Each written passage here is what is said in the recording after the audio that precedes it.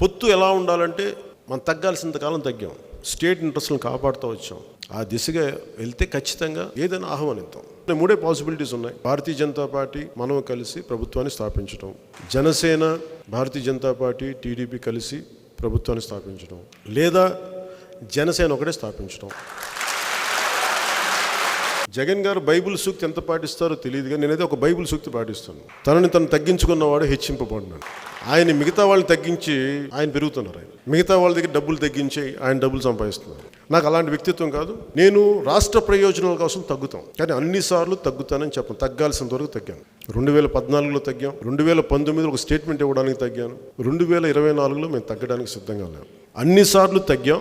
ఈసారి మిగతా వాళ్ళు తగ్గితే బాగుంటుందని నా కోరిక. నేనేం నమ్ముతానంటే పోరాడితే పోయేదేం లేదు, బానిస సంఖ్యలో తప్ప.